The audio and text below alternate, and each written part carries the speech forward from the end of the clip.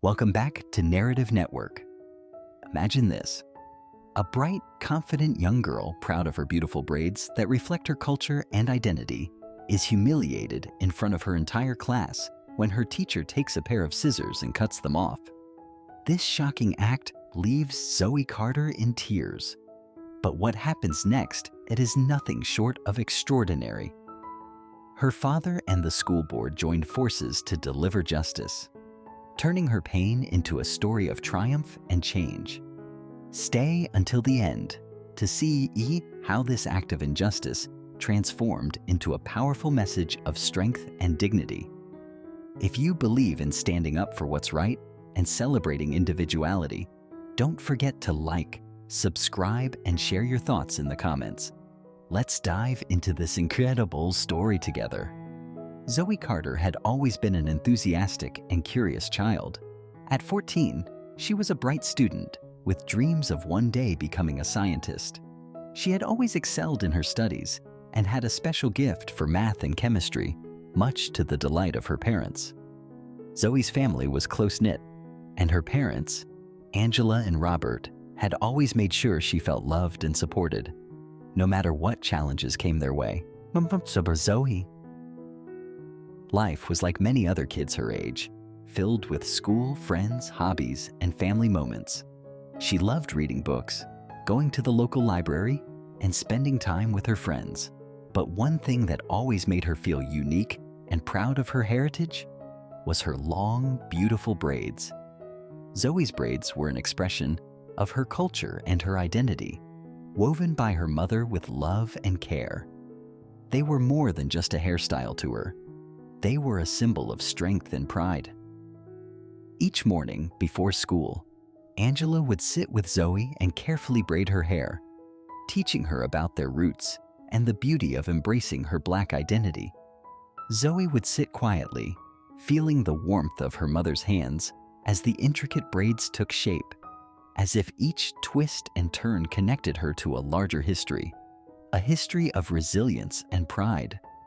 Zoe loved her braids. They made her feel connected to her ancestors, to her family, and to her community. In a world where Black people sometimes felt they had to shrink or hide parts of themselves to fit in, Zoe had always been encouraged to stand tall, to be proud, and to wear her heritage openly. It was an ordinary Wednesday morning at Rutherford High School when the unthinkable happened. Zoe was in her usual spot in the classroom near the back, trying to finish her math homework before class began. Her teacher, Mrs. Thompson, was known to be strict but fair. She had always been a little distant, never showing much emotion. But Zoe had always done her best to follow the rules, and as far as she was concerned, Mrs. Thompson was just another teacher, one she would get through the year with. But that day, something shifted. Mrs. Thompson walked into the classroom, looked around, and paused when her eyes landed on Zoe. Zoe didn't think much of it at first, as Mrs. Thompson had often given her odd looks in the past. Zoe, who had always been a confident student, brushed it off. "Zoe!" Mrs. Thompson called out, her voice sharp. Zoe looked up, startled. "Yes, Mrs. Thompson." "Come here," Mrs. Thompson said with an unsettling tone. "We need to talk about your hair." Zoe's heart sank as she stood and walked to the front of the class. Mrs. Thompson was already holding a pair of scissors, her face hardening with disapproval. "Zoe, your braids are distracting," Mrs. Thompson said, her voice dripping with condescension. "They are not appropriate for school." Zoe's eyes widened in shock. She had never heard anything like this. "What do you mean, Mrs. Thompson? My hair is a part of my culture." Mrs. Thompson scoffed. "Well, it's disrupting my class. This is a place of learning, and you need to focus, not wear distracting hairstyles." Before Zoe could respond, Mrs. Thompson reached out and snipped one of her braids, cutting through the thick, long strands. A collective gasp spread throughout the room. Zoe stood frozen, the sting of the scissors sharp against her scalp, the act feeling like a violation she couldn't comprehend. "That's enough," Mrs. Thompson said coldly, stepping back as she held up the cut braid. The room was silent. Zoe's face turned red with a mix of anger and humiliation. She couldn't believe what had just happened. It wasn't just her hair. It was her identity, her culture, being stripped away before her eyes. The class stared at her, some students looking uncomfortable, others watching in stunned silence. Zoe felt her chest tighten. She wanted to scream, but no sound came out. She looked around the room, hoping someone would stand up for her, but no one did. "Sit down, Zoe," Mrs. Thompson commanded. As Zoe walked back to her seat, tears filled her eyes. The humiliation was unbearable. She had never felt so small, so disrespected. Her hands trembled as she tried to finish her work, but she couldn't focus. The only thing she could think about was the pain in her heart and the weight of what had just happened.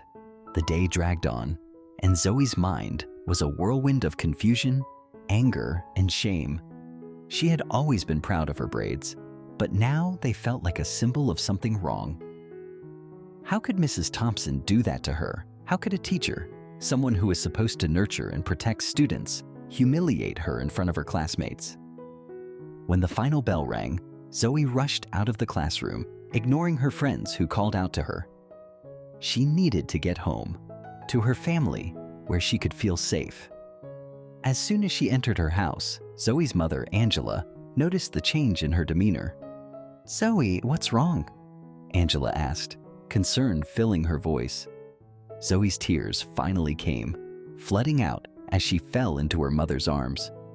"Mom, she cut my hair. Mrs. Thompson, she cut my braids." Angela's heart shattered at the news. She had seen the pride Zoe took in her braids, and she knew how much her daughter cherished them. "What do you mean, sweetheart? Why would she do such a thing?" Zoe sobbed harder, explaining the details of the incident. Angela listened, her anger rising with every word. She knew this was not just about hair. It was about disrespect, cultural erasure, and the mistreatment of her daughter in a place where she should have felt safe. "We're going to make this right," Angela said firmly. "You don't deserve to be treated like that.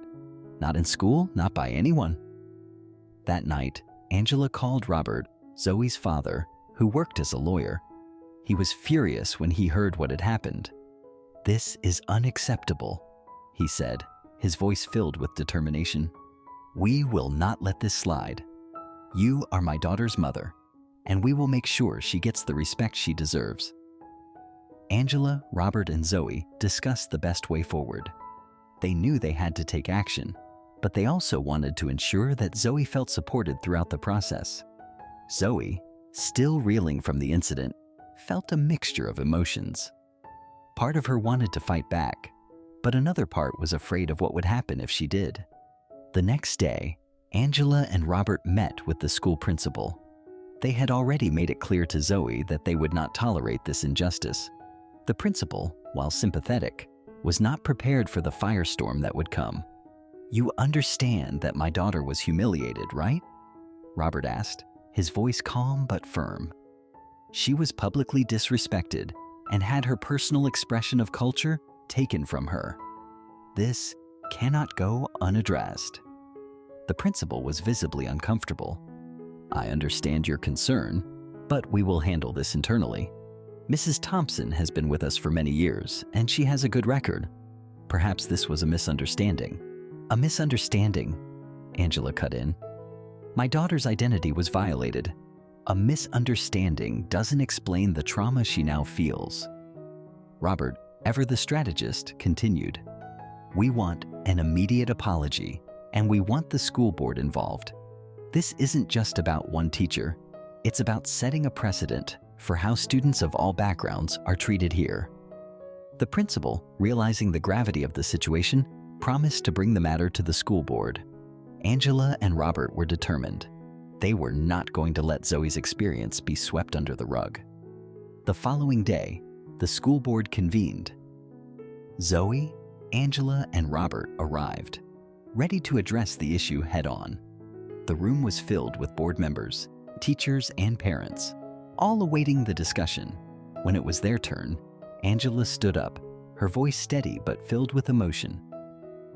"My daughter was humiliated by her teacher for simply wearing her hair the way it was meant to be, Angela said. Her braids were a part of her culture, and to have them cut in front of her classmates was an act of disrespect. We are here today to demand accountability. The room fell silent. One board member spoke up, acknowledging the seriousness of the situation. We do not condone this kind of behavior in our schools. Mrs. Thompson's actions were unprofessional and inappropriate.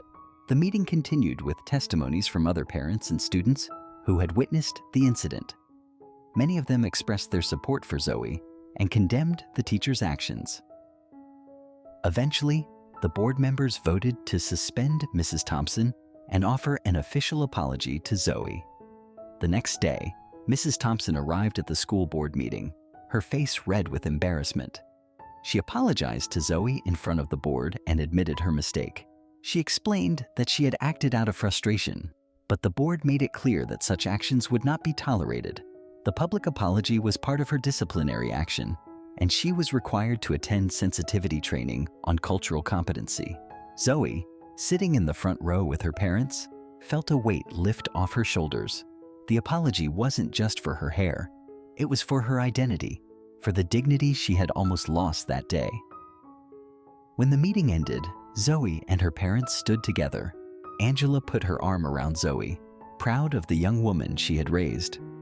"You did it, baby," she said softly. "You stood up for yourself and your culture, and now we all stand with you." Robert smiled, his pride evident. "This is just the beginning. This fight isn't just for you. It's for every student who's ever felt like they didn't belong. We made a difference today." Zoe looked up at her parents, tears in her eyes. "Thank you," she whispered. "I never thought I could do this. But you both showed me that I'm worth fighting for." The events surrounding Zoe's braids sparked a larger conversation in the school and the community. Teachers and students were educated on the importance of respecting cultural differences, and the school began implementing more inclusive policies to ensure that no student would feel humiliated or marginalized for their identity. Zoe's bravery in confronting the issue had inspired many, and she became an advocate for students of color within the school. Her story was shared on local news, and soon, Zoe became a symbol of resilience and pride. She had faced an injustice, but with the support of her family and the school board, she had turned it into a victory for herself and for others. Zoe Carter had learned the value of standing up for herself, of not letting others define her worth. And in doing so, she not only reclaimed her dignity, but also set a powerful example for others to follow. As Zoe entered college, she found herself more determined than ever to create a better world for those who felt unheard. She pursued a degree in sociology, specializing in race and identity, driven by her own experience and the injustice she had faced at Rutherford High.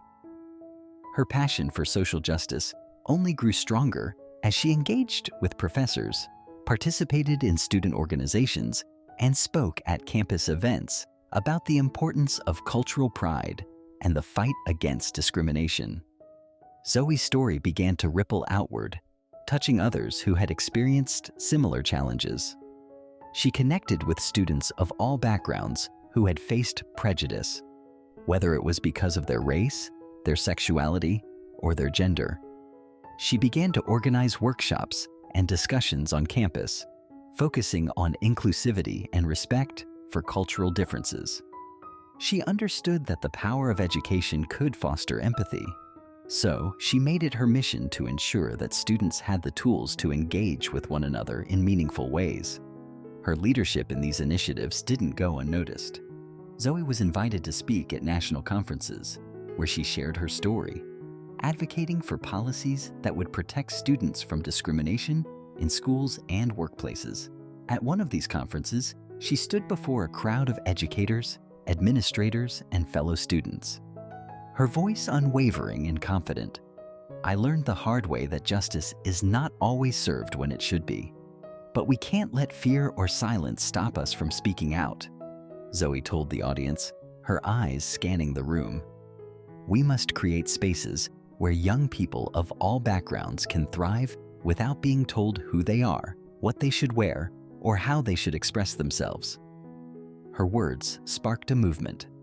Schools and universities across the country began to adopt more inclusive policies, and teachers were trained on cultural sensitivity and unconscious bias. Zoe's influence reached beyond the classroom, and soon, a network of young activists, teachers, and allies rallied around her cause.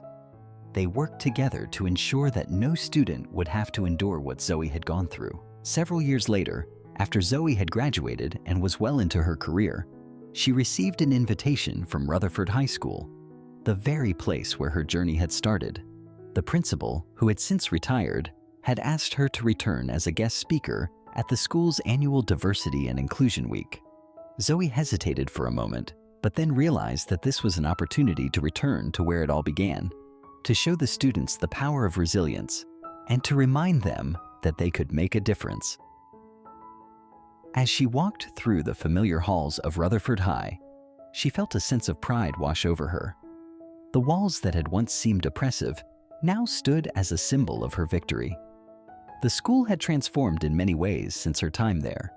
The policies were more inclusive, and the students were more engaged in conversations about diversity and acceptance. Zoe could see firsthand how her efforts had left a lasting impact. When it was her turn to speak, she stood in front of the assembly, looking out at the sea of young faces. The students sat in rapt attention, eager to hear what she had to say. Zoe knew that this was her moment to share not only her story, but the lessons she had learned along the way. Years ago, I stood right here in this very school, humiliated and ashamed. Zoe began, her voice steady but filled with emotion. But I didn't let that define me. I stood up for myself, and I stood up for my culture. And that is what I want to share with all of you today. The power to define yourself, to embrace your identity, and to demand respect from the world around you. She paused, letting the words sink in. You are the future, and you have the power to change the world. Don't let anyone, no matter their position, no matter their power, take away your voice. Your identity is yours, and it is beautiful. The room erupted in applause, and Zoe could feel the weight of her journey, the struggles, the pain, and the triumph coming full circle. She had turned her experience into a powerful force for good, and now she was inspiring the next generation to do the same. After the event, Zoe was approached by several students, each expressing gratitude for her words and sharing their own stories. One young girl, with long braids like Zoe once had, approached her shyly. "Thank you for speaking up," she said softly. "I've been made fun of for wearing my hair the way I do, but now I know it's okay to be proud of who I am." Zoe smiled warmly, bending down to meet the girl's eyes. "Your braids are beautiful.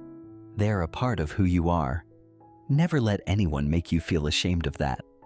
As the girl walked away, Zoe realized that the fight for justice and dignity was far from over, but the seeds she had planted had already begun to grow. She had created a space where students of all backgrounds could feel safe to express themselves and be proud of their culture, their heritage, and their identity. Years passed, and Zoe's advocacy continued to evolve.